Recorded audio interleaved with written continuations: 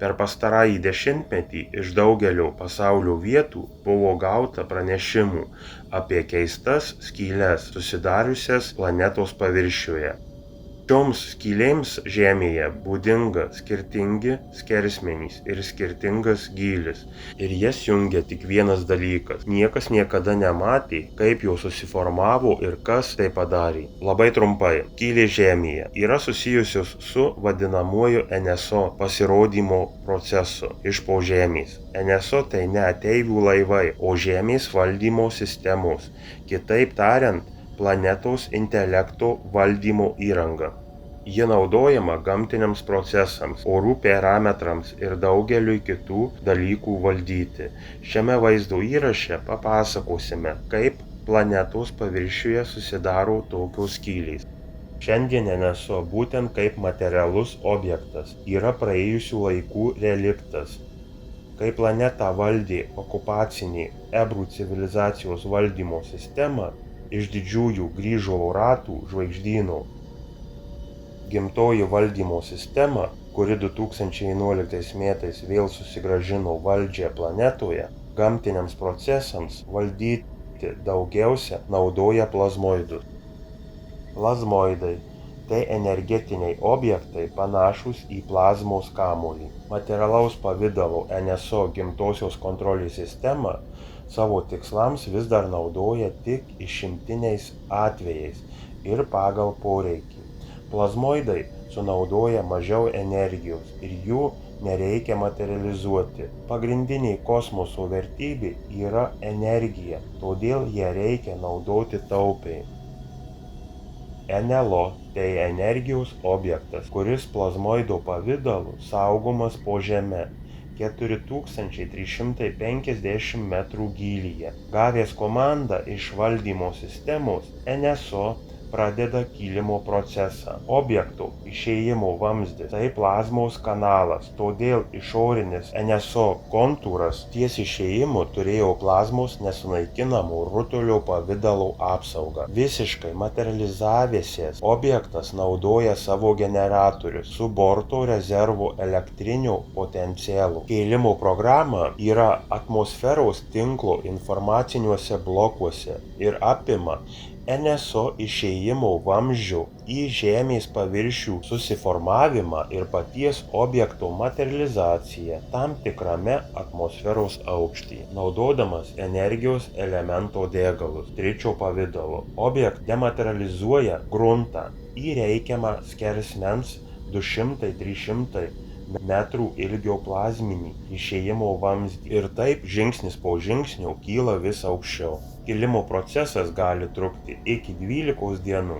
Šį kilimą gali lydėti atmosferos struktūros pokyčiai, uraganai, juodųjų dėmių atsiradimas ant Žemės, iš skylės ir grafinių pranešimų skirtų valdymo sistemai, susidarymas apskritimų pavidalo laukuose. Tada NSO pakyla į 8400-12400 metrų aukštį į materializacijos sluoksnį, kur tampa materialiu objektu, siekdama neutralizuoti aktyvią ateivių energetinių objektų, tokių kaip NSO veiklą. Gimtoji Žemės kontrolės sistema atliko keletą būtinų priemonių, pavyzdžiui, atjungė NSO kontrolės kompleksus esančius teritoriniu požiūriu po didžiaisiais ežerais JAV, Maskvoje, Kaukazo teritorijoje, Alpėse, Kalifornijos kalnuose, taip pat objektų kontrolės kompleksus, kontroliuojančius jų judėjimą. Jų yra du. Pirmasis įsikūręs prie Čilės krantų ir aptarnauja visus jūroje esančius objektus.